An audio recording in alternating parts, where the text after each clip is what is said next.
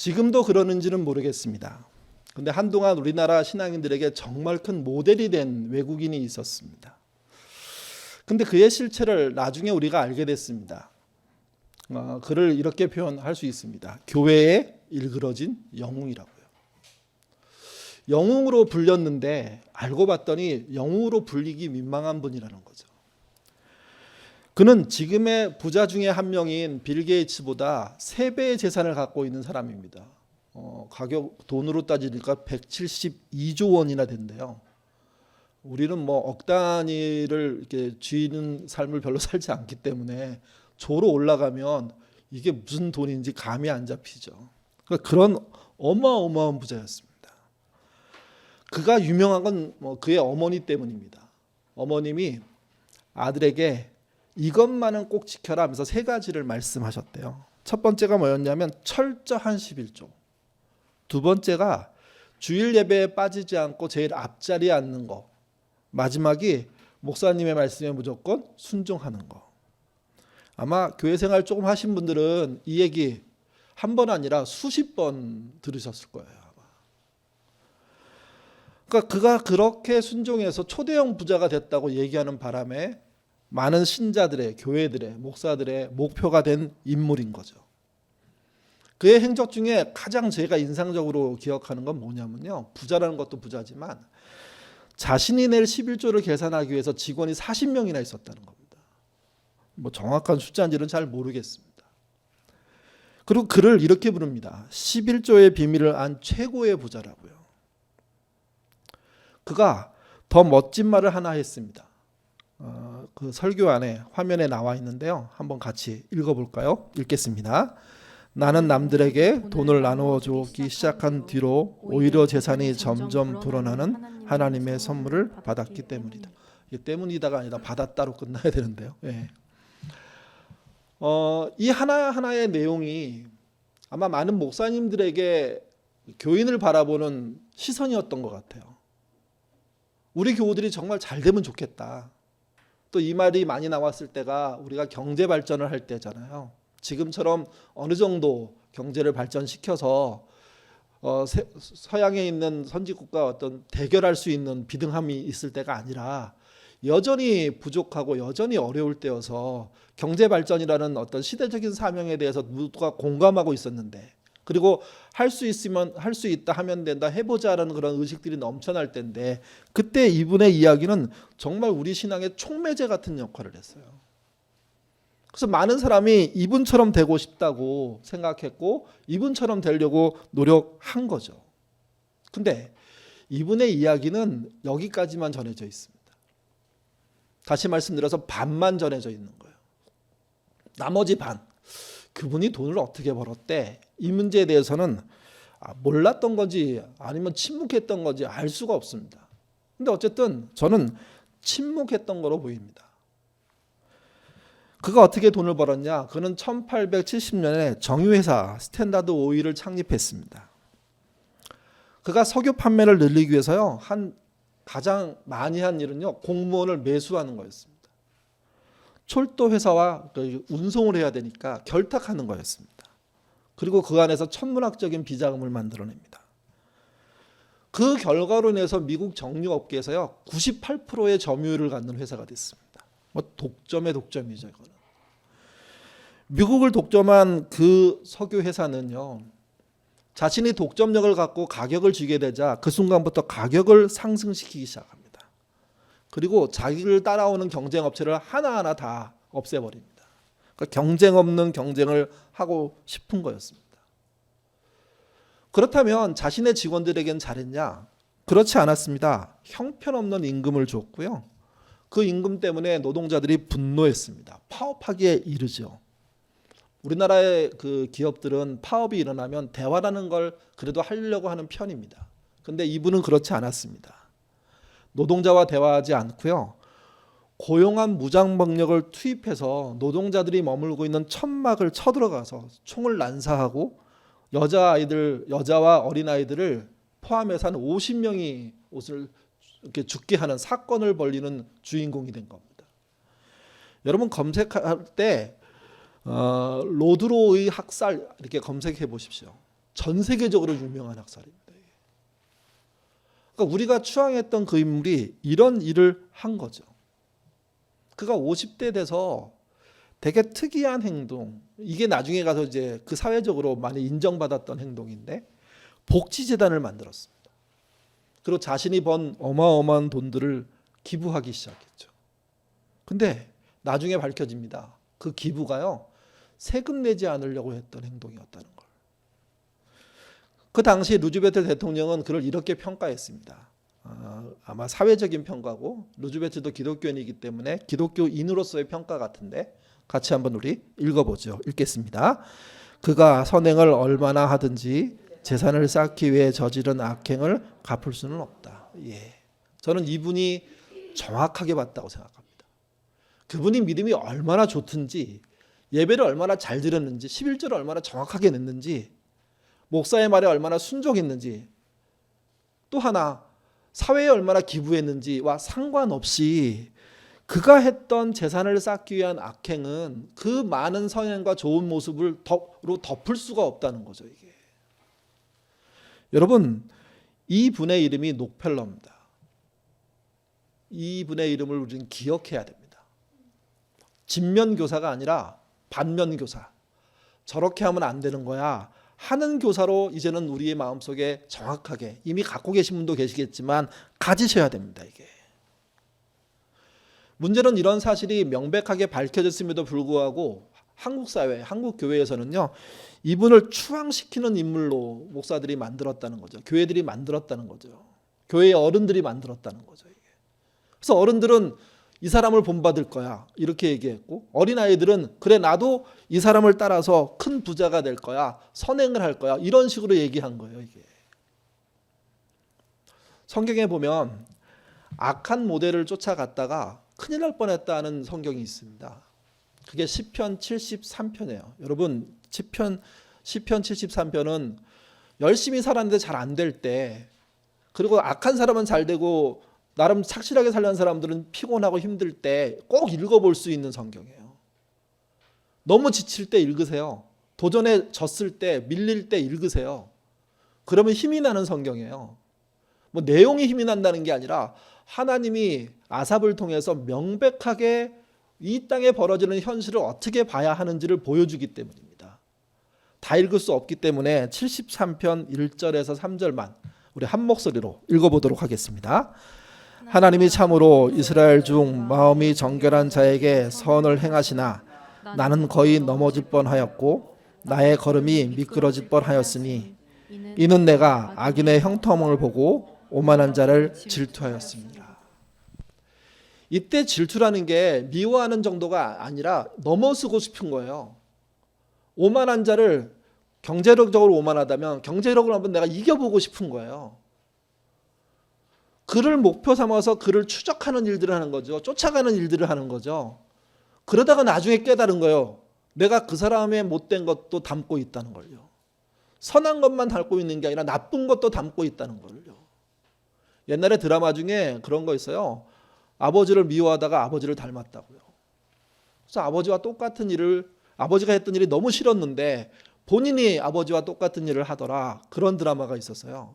근데 그런 드라마만이 아니라 사회 곳곳에 그런 문제가 생기는 거죠. 성경도 그 얘기를 하고 있는 거죠. 여러분은 잘못된 인생의 모델 때문에 미끄러질 뻔한 경험들 하지 않으셨습니까? 아니면 미끄러지지 않으셨습니까? 녹펠라라는 인물을 제가 개인적으로는 모르지만 우리의 신앙에 들어와서 우리를 어떤 목표 삼을 수 있는 인물로 부각됐기 때문에 그분을 쫓아하려다가 미끄러진 사람이 많다는 걸 늦게서야 깨닫게 된 거죠, 우리가. 여러분, 미끄러질 뻔했을 때 이 경험을 가지고 다시는 미끄러지지 않도록 우리의 삶을 추려가야 됩니다. 그게 신앙이고 그게 믿음이죠. 전에는 잘못할 수 있지만 앞으로도 잘못해서는 안 되는 거기 때문에 깨달았다면 갔던 길을 돌이키는 용기와 지혜가 필요하지 않습니까? 그래서 결국은 인생의 끝에 가서 미끄러지지 않아야죠. 계속해서 미끄러지고 끝에 가서 또 미끄러지면 그것처럼 부끄러운 일이 어디 있습니까? 또 한 가지는 목사된 제 입장에서 이건 굉장히 두렵고 어려운 일 중에 하나인데요. 다른 사람이 나 때문에 미끄러지면 어떡하지? 그겁니다. 목회가 쉬울 것 같다는 사람도 있고요. 재미있을 것 같다는 사람도 있는데 사실은 아니면 무섭습니다. 무서워요. 할수록 무섭습니다. 어떤 분이 그러시더라고요. 목사님들은 좋겠다고 70까지 현직에 있으니까. 뭐 현직에 있는 거로 따지면 너무 좋을 것 같아요.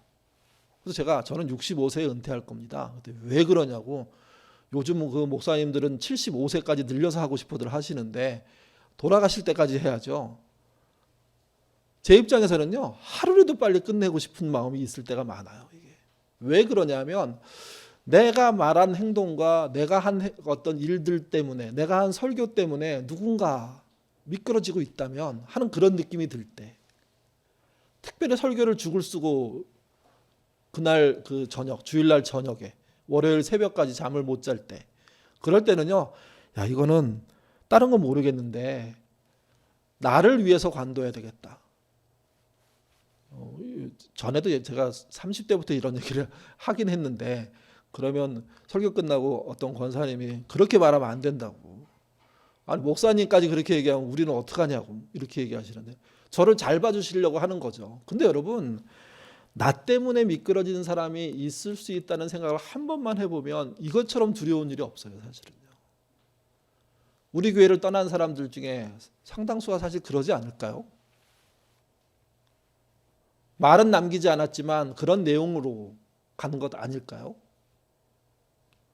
그래서 이 짧은 예화를 통한 결론은 명백해요. 사람이 모델이 되면 아니라는 거죠. 신앙은 하나님이 우리의 모델이고 예수님이 우리의 모델이고 그 본을 쫓아 가는 거라는 이야기를 명백하게 이해하고 있어야 됩니다.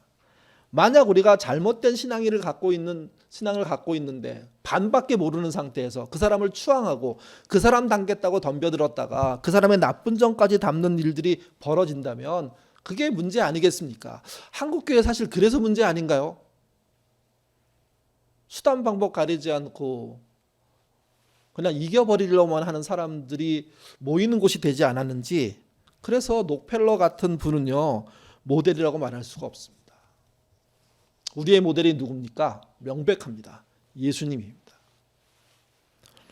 지난주 설교 말씀드릴 때 예수님이 이 세상에 오신 목적을 천사가 가르쳐줬다는 말씀을 드렸습니다. 그 장면이 목자들이 찾아와서 아기 예수님을 경배할 때 나온 천사들의 찬양이라고 말씀을 드렸죠. 확인하는 차원에서 다시 한번 우리 누가복음 2장 14절, 지난주에 본문이었는데요. 같이 읽어보겠습니다. 지극히 높은 곳에서는 하나님께 영광이요, 땅에서는 하나님이 기뻐하시는 사람들 중에 평화로다. 하늘엔 영광, 하나님께 영광, 땅에는 평화, 또는 모든 사람에게 평화. 이 슬로건은 기독교가 있는 한 중요할 수밖에 없습니다. 왜? 예수님이 이 땅에 아기로 오셨을 때 천사들이 드러낸 그분의 사명이고 그분이 하시고자 하는 일입니다. 이 말의 핵심은 이거예요. 하나님께 영광되는 일은 모든 사람에게 평화가 된다는 거예요. 뒤집으면 모든 사람에게 평화가 되는 일이 하나님께 영광이 된다는 거죠. 잊지 마십시오. 교회는 모든 사람에게 평화를 주기 위해서 여기 존재하는 거예요. 평화를 위해서, 그래서 제가 투표하자고 얘기했고 평화를 위해서 일하자고 얘기하는 거예요. 우리가 만약 평화를 놓아버린다면, 평화를 잃어버린다면, 그러면 세상이 우리를 우습게 봐요. 지금 우리가 우습게 보이는 이유가 뭡니까? 싸우는 현장 속에 들어가 있잖아요. 교회들이 심지어 자기의 이득권을 놓고 싸우고 있잖아요.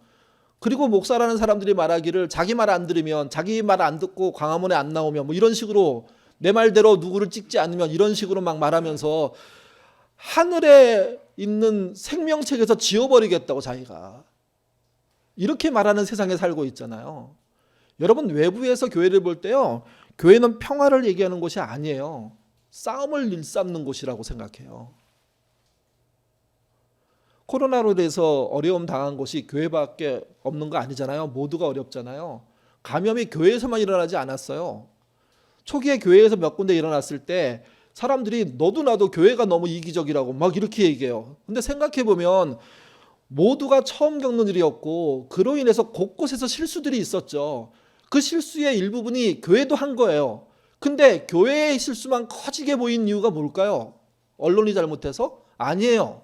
그동안 교회가 이기적으로, 그동안 신자가 이기적으로 살아왔던 걸 알고 있는 사람들이 교회의 조그만 실수, 누구나 했던 실수 중에 한 가지를 보면서 교회가 왜 그러냐고 막 소리를 지르는 거예요. 그래서 온 사람들이 오해해버린 거죠. 교회만 전염병을 퍼뜨리는 일에 앞장서고 있는 것처럼. 아닙니다, 여러분. 지금같이 30만이 넘은 시점에서는 누구도 막을 수가 없잖아요, 지금은요. 지금은 그런 얘기 누가 합니까? 못하죠. 왜? 어디서나 벌어지니까. 감염은 어디서나 벌어질 수 있었던 거예요. 물론 교회는 더 조심했어야죠. 왜? 교회 내에 감염이 되면 교회 다니는 사람들 식구에 감염이 되고, 식구에 감염이 되면 직장에 감염되고 마을이 감염되는 일들이 벌어질 수 있다는 생각을 가지고 조심했어야 돼요. 이때 기본적인 생각이 뭐냐? 평화예요, 평화. 우리가 평화를 위해서 일해야 그게 교회다운 일이고, 평화를 위해서 희생해야 세상은 교회가 자기 역할을 하고 있구나, 그렇게 얘기하게 되는 거죠, 이게. 그래서 모든 교회는요, 평화를 만드는 사람, 그들이 모이는 교회인 겁니다. 평화를 이루는 교회, 그게 돼야 됩니다, 이게. 예수님의 자기 시대의 개막은 하늘엔 영광, 땅에는 평화였습니다. 그렇다면 예수님의 공생의 마무리는 어떻게 시작할까요? 어떻게 등장할까요? 그게 이제 오늘 본문입니다. 예수님의 마지막 일주일에 대한 이야기를 시작할 때 뭐 겟세마네 기도로 시작하는 분도 있지만, 실제 어떤 그 눈에 보이는 행동은요, 오늘 본문입니다. 오늘 본문 예수님은 예루살렘으로 올라가십니다. 근데 누구도 알지 못했던 당신만 아는 일을 시작하십니다. 그게 뭐였냐면 나귀 새끼를 가져오라는 이야기입니다. 같이 우리 19장 30절에서 31절 말씀 같이 읽겠습니다. 이르시되 너희는 맞은편 마을로 가라. 그리로 들어가면 아직 아무도 타보지 않은 나귀 새끼가 매어 있는 것을 보리니 풀어 끌어오라. 만일 누가 너희에게 어찌하여 푸느냐 묻거든 말하기를 주가 쓰겠다 하라 하시매.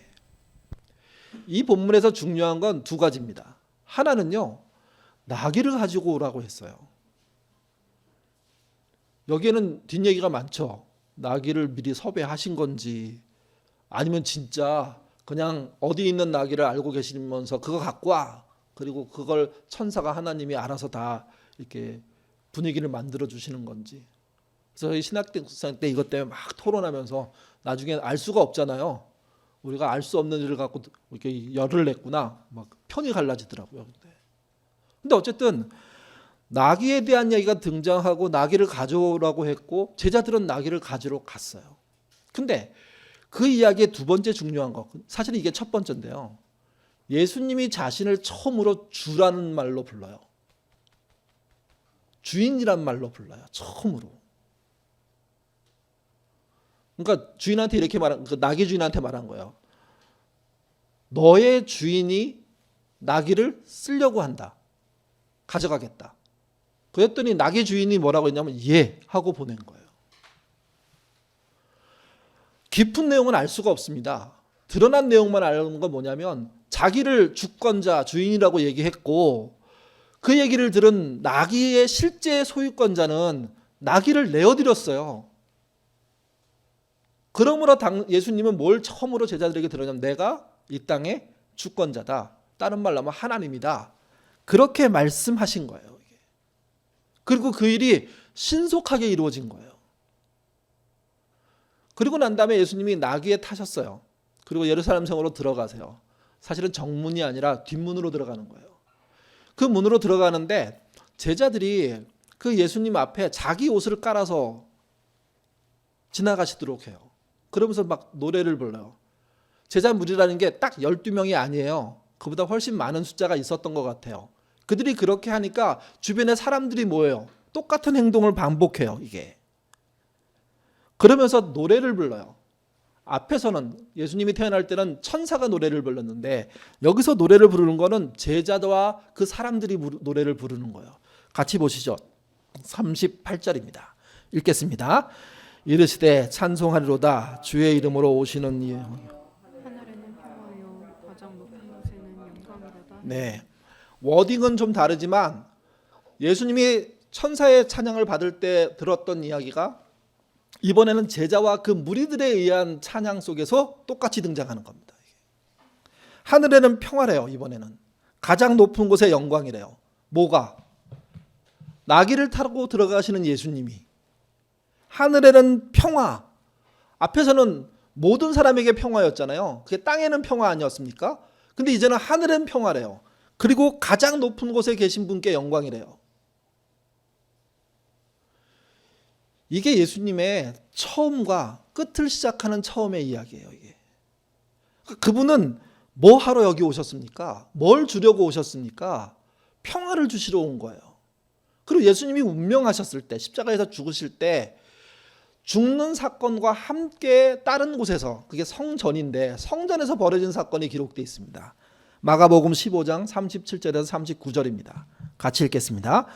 예수께서 큰 소리를 지르시고 숨지시니라. 이에 성소 휘장이 위로부터 아래까지 찢어져 둘이 되니라.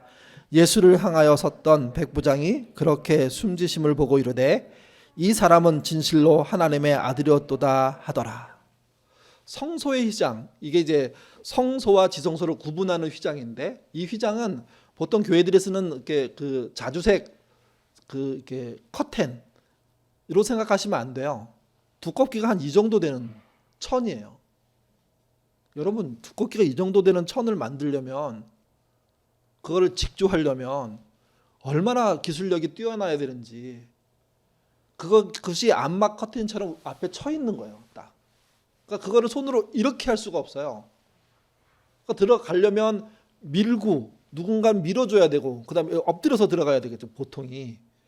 그것이 위로부터 아래로 찢어져요. 근데 성경은 명확하게 말해요. 하나님이 그걸 위로부터 아래로 찢어버렸다고.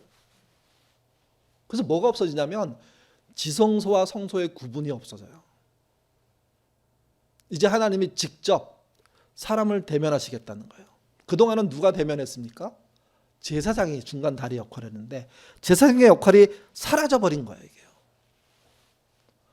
그리고 이제 평화에 대한 이야기를 예수님을 통해서 하지 않고 예수 믿는 사람을 통해서 하시겠다는 것이 이 본문을 통해서 우리에게 주어진 메시지라는 겁니다. 그래서 이 이후에 예수를 믿는 사람들, 신자의 가장 큰 그의 사명은 전도가 아니라, 구제가 아니라 평화예요.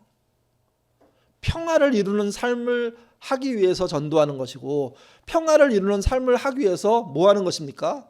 구제하는 겁니다. 이게. 또 하나 중요한 사실은 예수님은요, 평화를 완성하지 않으셨어요. 우리한테 위임하셨어요. 여러분들한테, 저한테, 우리 교회에게, 한국 교회에게, 이 땅에 있는 크리스찬들에게 위임하셨어요. 이 평화에 대한 오해가 많습니다. 평화하면 무조건 고요하고 조용하고 편안하고 배부르고 이렇게 생각하잖아요. 근데 성경에 나와 있는 평화는 좀 달라요. 이렇게 설명할 수 있을 것 같아요. 예수님이 주시는 평화는요, 무사한 일이 아니에요. 아무 생각 없이 사는 게 아니에요. 좋게 보이는 거, 그게 좋다고 얘기하고, 나쁘게 보이는 거, 나쁘다고 얘기하는 게 평화가 아니에요. 못 본 척 눈 감아주는 게 평화가 아니에요. 시끄러워지고 말썽 날까봐 쉬쉬하는 게 평화가 아니에요. 우리 가정의 평화의 대표가 그거잖아요. 아버지 모르게. 아빠한테 모르게 해. 왜요? 아빠 나 알면 큰일 나. 물론 이제 엄마가 세신 분들은 다들 거꾸로 얘기하죠. 엄마한테 모르게 해. 예, 엄마와 알면 너 죽어. 그러니까 쉬쉬하는 평화를 우리는 너무 훈련받았어요. 어렸을 때부터. 그래서 저도 아이들한테 이런 건 말하지 마. 이런 건 조심해. 이런 건 이렇게 하는 거야. 계속 이렇게 단속하는 평화. 근데 그 안에 아이는 욕망이 있고 꿈틀꿈틀거리고 사실 사고도 치고 막. 그래서 요즘에 뭐 SNS 잘해야 돼. 쓸데없는 거 올리지 마. 이렇게 하는 거예요, 이게. 또 예수님의 평화는요, 공의를 무시하지 않는 평화예요. 공의가 중요해요. 철저히 공의에 근거한 평화예요. 근데 이 공의를 내세우다 보면 되게 이상하게 돼요. 왜냐하면 세상에는 강자가 있고 약자가 있거든요. 세상에 제일 나쁜 사람이 강자에겐 비굴하게, 약자에겐 포독하게 하는 사람입니다. 근데 예수님의 평화는 그게 아니에요. 강자에게 강하게 하셨어요. 그 당시 바리새인들이 되게 강한 사람들이고 부자들이 강했는데 예수님 막 세게 말씀하시잖아요. 부자는 천국에 들어갈 수 있다 없다? 없다. 낙타가 바늘기 들어가는 거 똑같다. 이렇게 얘기하세요. 바리새인들에게 경건 떨고 있고 막 가르치는 사람들에게 니들은 진짜 모른다. 이런 말씀 막 그래서 그들과는 전쟁을 일으켰어요. 근데 반대로 약자에게는요. 다시는 이런 범죄 저지르지 마라. 나는 너에 대해서 어떤 책망도 안 하겠다. 그게 가늠하다 잡혀온 여자에게 한 말이잖아요. 그것만 그렇습니까? 아니요. 불쌍하고 불우하고 배고프고 어려운 사람에게 철저하게 그들에게는요. 주는 평화예요. 먹이는 평화예요. 보듬어 주는 평화예요. 약자에게 약하게 다가가세요. 예. 자신의 이익을 추구하지 않아요. 또 이 평화는요. 유능함에 의해서 이루어지지 않아요. 무능함에 의해서 이루어져요. 이게 진짜 어려운 거예요. 누구나 유능해지고 싶거든요. 누구나 똘똘하다는 얘기 듣고 싶거든요. 근데 여러분 똘똘해서 뭐가 해결되지 않아요. 유능해서 뭐가 해결되지 않아요. 진짜 평화를 이루는 사람은요. 무능해 보이지만 약자를 지지하고 강자에게 단호한 사람이에요. 그런 사람들이 있어야 사회가 안정되고 제대로 된 일이 벌어지죠. 또 이들이 찾는 것 중에 하나 중요한 게 있는데 비폭력이에요. 예수님이 그렇게 하셨기 때문에. 폭력으로 뭘 이룰 수 있다고 예수님은 생각하지 않으셨어요. 자신이 죽는 것으로 이룰 수 있다고 생각하죠. 비폭력의 평화는요. 사실은 서로를 불쌍히 여기는 평화예요.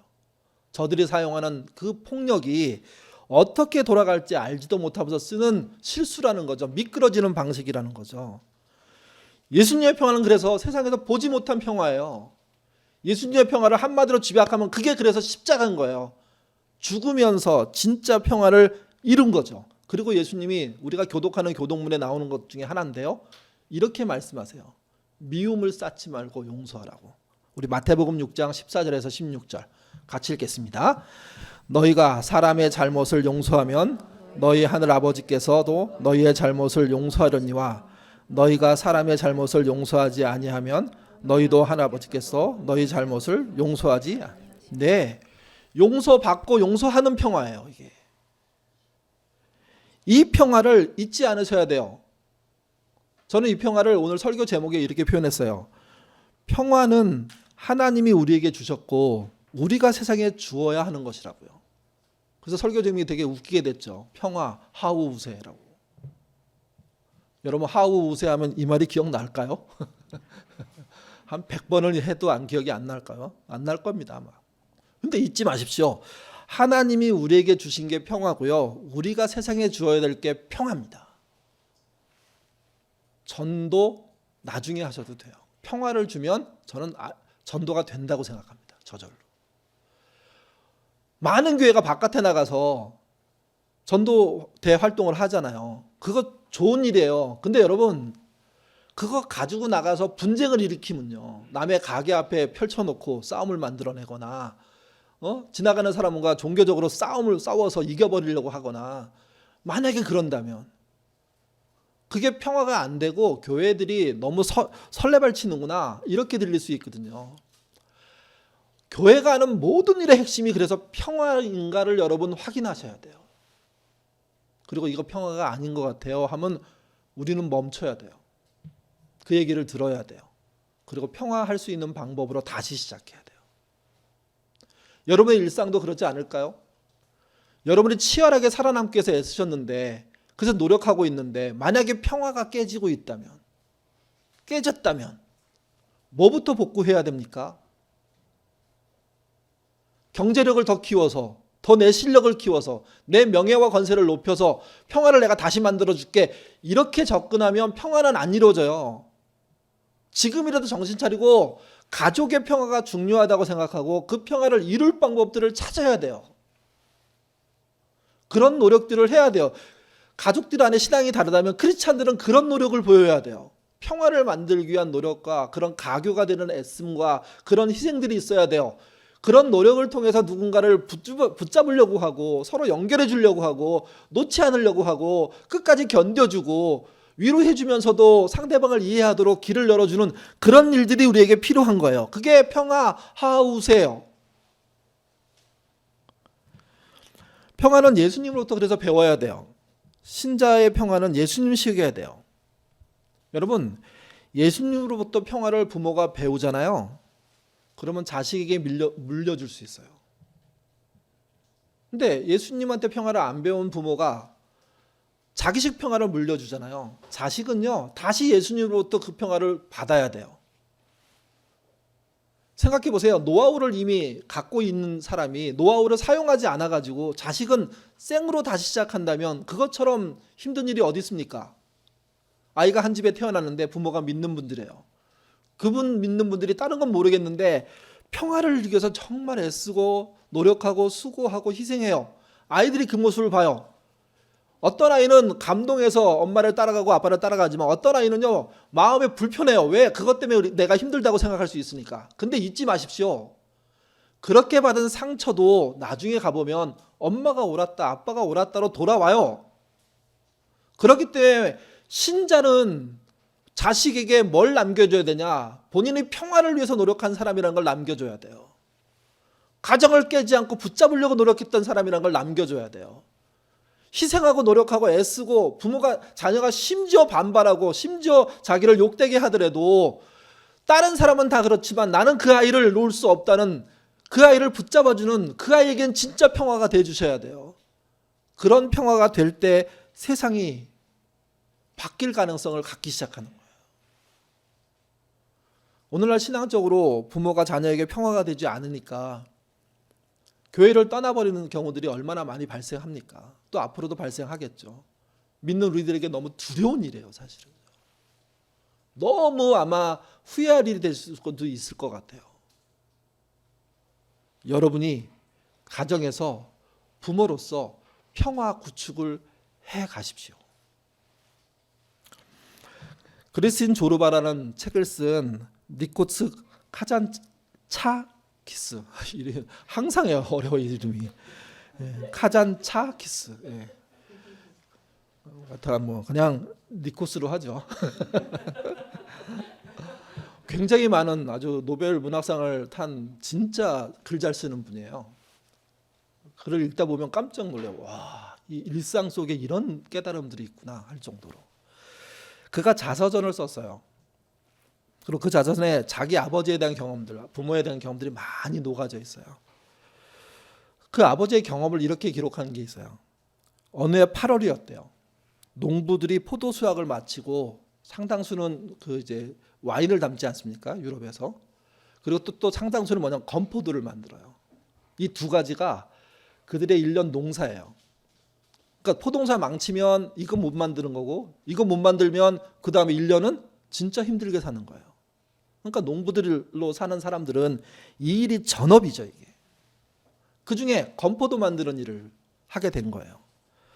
햇볕이 잘 드는 곳에, 바람이 잘 통하는 곳에, 살짝 그늘진 곳에, 그런 데다가 포도를 쫙 널어서 말리죠. 보통 우리가 이걸 덕장이라고 부르는데, 말리는 곳.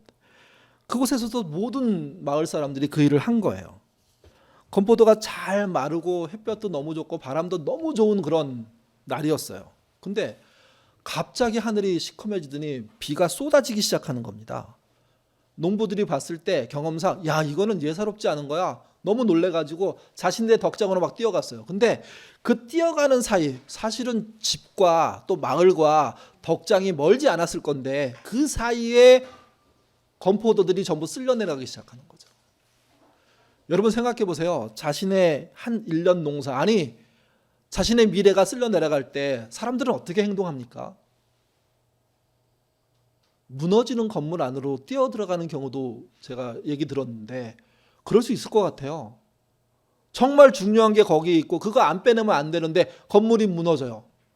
나라도 이상해서 이거 건져야 된다는 생각이 드는 사람은 뛰어들겠죠. 여기 농부들이 그런 거예요. 생계가 달린, 1년이 달린, 자식 농사가 달린 모든 것이 무너질 수밖에 없는 이 상황을 보고 그들이 대담하게 물로 뛰어들어서 막 뭐를 건져내는데 생각해 보십시오. 건포도와 물은요 상극이에요. 그리고 막 쓸려 내려가는데 몇 개나 건질 수 있게 손으로요. 허망하게 다들 빈손으로 돌아오면서 정말 절망하고 울기 시작하는 겁니다. 온 마을 사람들이 우는 거예요. 그랬더니 이 니코스가 자기 아버지는 어떤지가 궁금했대요. 그러니까 아버지에 대한 여러 가지 애증이 있겠죠, 그가. 근데 이럴 때 우리 아빠는 어떻게 할까? 해서 아버지를 보기 위해서 달려갔다고 얘기해요. 갔더니 아버지가 덕장 앞에서 그 수염을 기르고 있는데 그 수염을 입으로 씹고 있더래요. 어떻게 할 수 없는 상태로 막 보면서 엄마는 뒤에서 울고 계시더래요. 그래서 그 니코스가 아버지한테 아버지 하고 소리치고요. 이렇게 말했어요. 포도가 다 없어졌어요. 그랬더니 아버지가 첫 마디가 이거든요. 시끄럽다. 연기를 제가 잘하는 것 같습니까? 뭐 이런 걸 안 하는데. 그리고 뒷말이 진짜 유명한 얘기예요. 이 소설을 읽은 사람은 물론이고 소설에 대한 얘기를 들었을 때 꼭 나오는 그 자서전에 대한 얘기를 할 때 이 얘기가 꼭 나와요. 뭐라고 했냐면 우리들은 없어지지 않았어. 다 쓸려 내려갔지만 1년 농사 망쳤지만 근데 너, 나, 우리는 그대로 있어. 그 이야기를 들은 니코스가 그 후에 그 자서전 바로 뒤에다 이제 자기 느낌을 쭉 썼어요. 좀 긴데 같이 한번 우리 읽어보도록 하죠. 읽겠습니다. 나는 그 순간을 절대로 잊지 못한다. 나는 그 순간이 내가 인간으로서 위기를 맞을 때마다 위대한 교훈 노릇을 했다고 믿는다. 나는 욕이나 애원도 하지 않았고 울지도 않았으며 문간에 꼼짝하지 않고 침착하게 서 있던 아버지의 모습을 항상 기억했다. 꼭 제 안에서 서서 제 나를 지켜보며 모든 사람들 가운데 아버지 혼자만이 인간의 위엄을 그대로 지켰다. 평화라는 게 뭔지를 저는 보여주는 이야기라고 생각해요. 어떤 사람에게 평화가 있다는 것은 눈앞에 벌어진 일이 너무 황망한데도 불구하고 자기를 지켜낼 수 있는 힘이 있는 걸 말해요. 이 말을 다른 말로 하면 온유라고 얘기해요. 지진이 나는 상태에서도 흔들림이 없다는 의미예요. 온유하다는 말이. 성경에 온유로 불린 사람이 누가 있습니까? 그게 모세입니다. 어떤 풍랑이 들이닥쳐도 그는 흔들리지 결국은 않았다. 그래서 온유한 모세를 뭐라고 부릅니까? 믿음의 조상이라고 부르잖아요. 니코스에게 아버지는 진짜 평화를 보여준 사람인 거예요. 그가 막 흔들리고 어려울 때 아버지를 딱 떠올리고 또 아버지가 하셨던 그 말, 우리들은 없어지지 않았다. 그러니 입 다물어라. 견딜 수 있다. 망한 게 아니다. 죽은 게 아니다. 가능성이 없는 게 아니다. 기회가 없는 게 아니다. 대부분의 절망은요, 벌어진 사건보다 벌어진 사건 후에 우리들의 말과 생각 때문에 일어납니다. 벌어진 사건을 냉정하게 볼 수 있고 거기서 평화와 온유를 유지할 수 있는 사람들이 존재한다면 그 다음을 설계하는 것은 시간이 걸려서 문제이지 할 수 있는 일입니다. 해볼 만한 일입니다. 아니요. 그래서 더 잘 될 수 있습니다. 문제는 이거예요.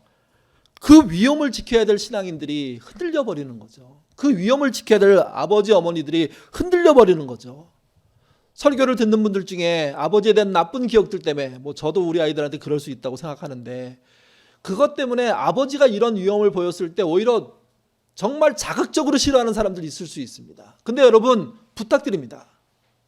여러분의 아버지가 그렇게 모델이 되지 못한다고 하더라도 실제 이 이야기에 나오는 아버지와 또 이 땅의 많은 아버지들은 좋은 모델이 될 수 있고 되고 있다는 거죠. 한 걸음 더 나가서 하나님을 왜 아버지라고 부릅니까?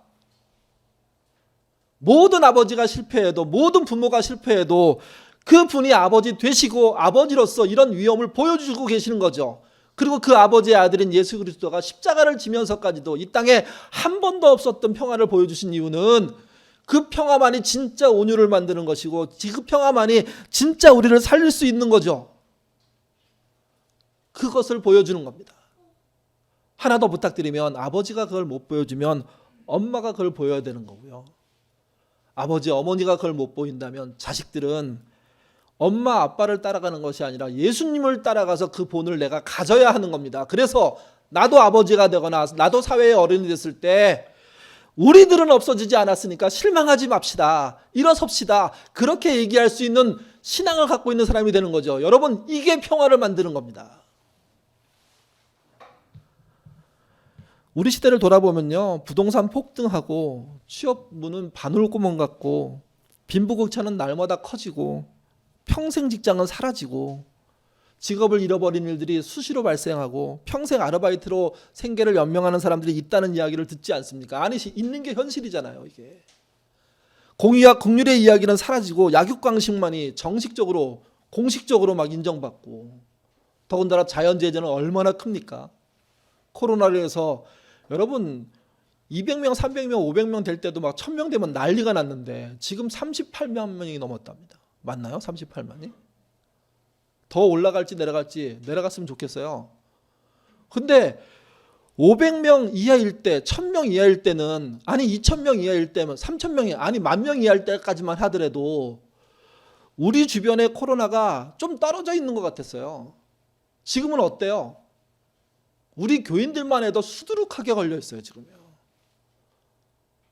그냥 약간 목만 가도, 제가 찬양 조금 목 가거든요. 그러면 목을 쉬어야지가 아니라 코로나 걸린 거 아니야? 이렇게 생각하는 우리예요, 이게 지금. 그리고 심지어 나는 괜찮은데 아내가 좀 훌쩍거리면 걸린 거 아니야? 검사해 봤어? 가족 이러다가 불화 생기겠어요. 날 못 믿어 뭐 이렇게. 그게 믿을 문제는 아니기 때문에. 예.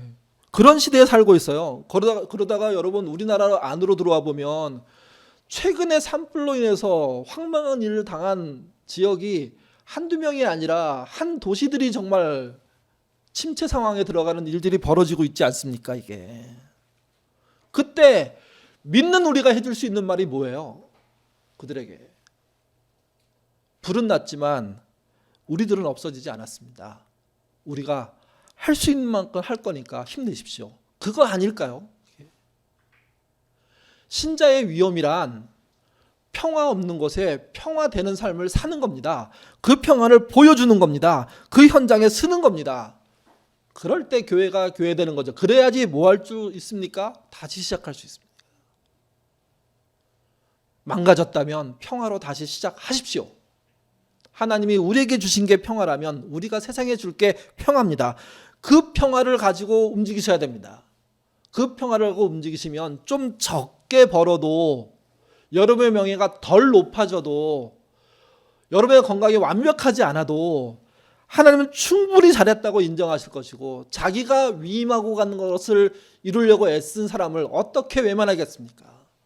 어떻게 그를 천국의 백성으로 불러들이지 않으시겠습니까? 현실이 힘들어도 우리를 앞질러 가신 평화의 하나님을 쫓아 평화를 이루시는 삶 사시기를 바라고요. 실망의 현장에서 우리들은 없어지지 않았습니다. 견딜 수 있습니다. 제가 함께 하죠라고 말하는 신자 되시기를 주님의 이름으로 부탁드립니다. 기도하겠습니다. 힘겨운 삶을 저희가 살고 있습니다. 제가 어렸을 때 경제 발전을 할 때는 한 푼 한 푼이 아까운 시절이었는데 지금은 그 한 푼에서 벗어난 시절입니다.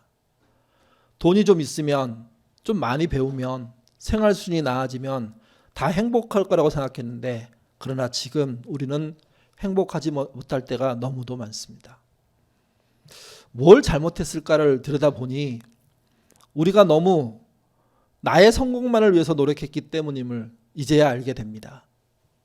주님은 개인을 성공시키기 위해서기보다는 모두에게 평화를 주시기 위해서 오셨는데 그 평화에 대한 관심은 전혀 없고 오직 나의 평안만 생각했던 거죠. 거듭 발생하는 자연재해, 우리의 힘겨운 일상, 정말 우리의 소득과 우리의 미래가 쓸려 내려가는 현장들 우리가 지켜보고 있습니다. 주님, 이럴 때 진짜 하나님으로 인해서 갖고 있는 평화를 말할 수 있는 신자 되도록 인도하여 주옵소서. 어수선한 현장에서 우리 한번 조용히 합시다. 그리고 다 망가졌는데 우리는 존재하지 않습니까? 우리가 살아있다는 것에 희망을 걸고 함께 일합시다 라고 말할 수 있는 교회의 신자가 되어야 하지 않겠습니까? 예인의 식구들이 정말 삶의 현장에서 평화로 다시 삶을 시작하는 그런 은혜의 기회 되도록 주여 인도하여 주옵소서. 늦었지만 이 평화의 발걸음이 이 땅을 바꿀 줄 믿습니다. 얼마나 걸릴지 모르겠지만 정말 주님이 걸어갔던 공생의 3년처럼 우리도 우리에게 주어진 공생의 삶들을 신자가 된 이후의 공생의 삶들을 잘 평화로 채울 수 있도록 도와주셔서 미약하지만 세상을 바꾸는 그런 평화의 씨앗이 되는 삶 살도록 도와주옵소서. 부부가 서로 평화를 심는 씨앗이 되게 하시고 부모와 자식이 서로를 위해서 정말 희망과 소망을 심는 씨앗이 되게 도와주시며 가정과 교회가 이 땅을 위해서 평화를 말하는 출발점이 되는 그런 공동체 되도록 이끌어 주옵소서. 저희들이 이런 일을 할 때마다 지칠 수 있습니다. 주님 그럴 때마다 좋은 깨달음들 주셔서 특별히 말씀을 주셔서 가야 할 방향을 주셔서 이겨내는 우리 되도록 도와주옵소서. 감사하며 예수님 이름으로 기도드립니다. 아멘.